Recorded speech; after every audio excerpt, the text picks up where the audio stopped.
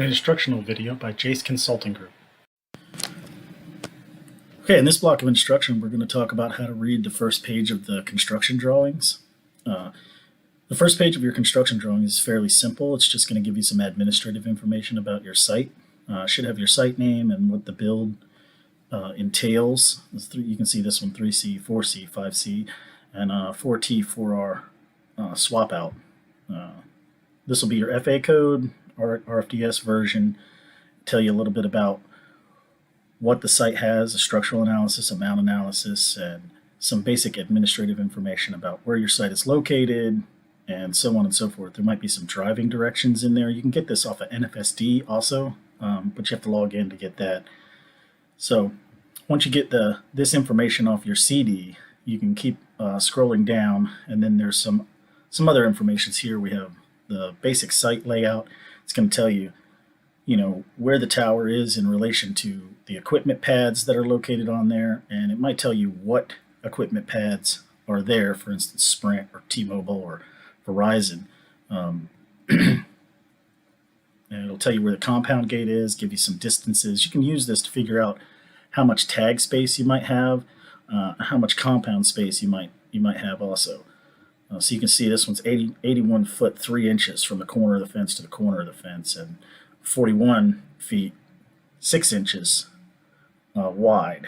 So you can get some general idea of about how big your site is and how much space you're going to have in there. Of course, you'll also see some notes up here.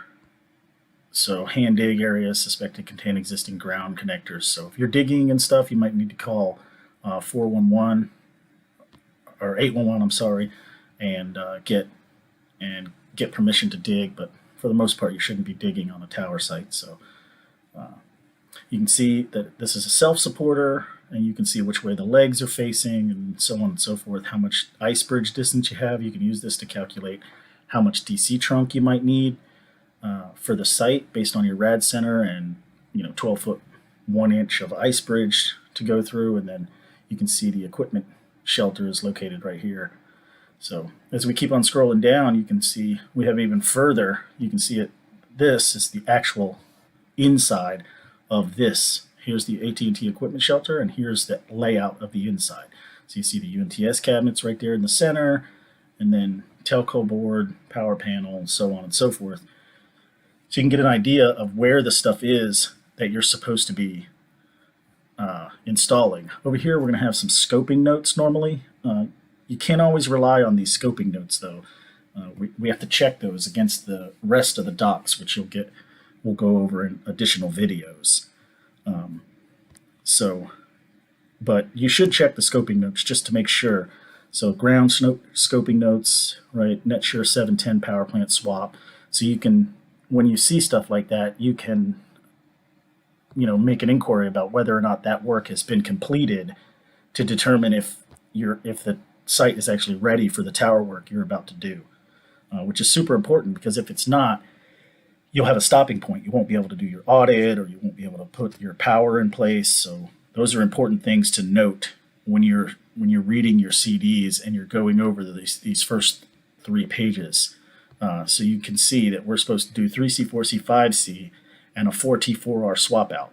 So if this power plant has not been installed, that they're talking about right here, and the converters installed, and the batteries in place, then we won't be able to plug in our equipment, especially with the DUS at 6630 that they're talking about. If that's not there, we won't be able to plug in our fibers. So it's important to ask those questions when you start setting up your site, when you start doing your pre-con, your pre-construction sequence. And then from there, we get into the tower, the actual layout of the tower, which we're going to cover in another video. So that's the first three or so pages of your CDs, and your CDs are super important to give us some crucial information about what the build is going to entail. So when you look at this, we can see existing battery rack, fifth rack, WLL rack, and so on. But we don't see the NetSure power plant in this particular drawing. So we need to make inquiry about that to the market and say, hey, has this work been done? Does it still need to be done? And if so, when will it be completed? And we can plan our build based off of that.